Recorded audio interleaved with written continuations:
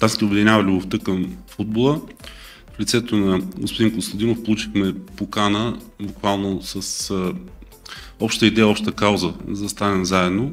Всеки от нас има своята професия, има своята кариера, но и своята компетентност. Наблюдавали сме в развитие от малките деца, през учениците, през студентите и това, което са и футболните клубове. Смея да твърдя, че тук се къса връзката.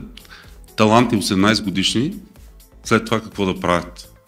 Дали да играят по едни, да кажа, травмиращи футболни терени, някъде в села и по-малки градове, или да бъдат култивирани и запазени като таланти, като водещо тук и здравето им. Защото често в момента ние това наблюдаваме.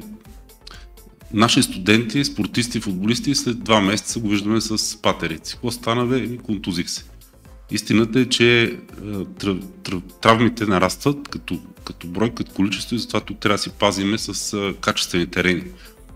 Мой поглед, като човек, който е минал от спортно училище, през университет, през общински финанси и всичко това, което се взема като решение, е, че давам ви пример. Най-добрата спортна база на университет след София е в Свищов. 2 стадиона, закрита писта, 100 метрова, плувен комплекс закрит и какво ли още не, може си мечтае всеки.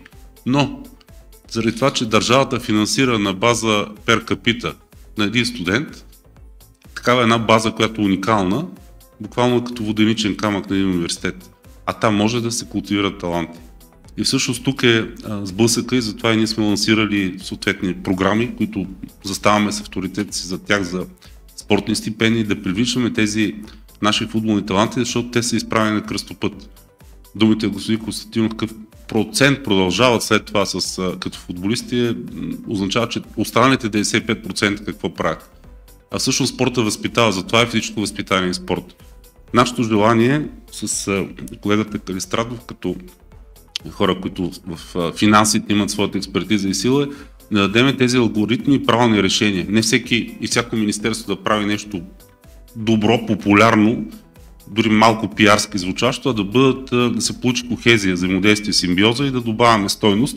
И голямата цел е най-високото ни ниво, гарнитурите да печелят и да носят радост, както 1994 година. Факт е, има оценки, че само от емоцията от 1994 година от успехите имаме нарастване на брутния продукт на България с над 1%.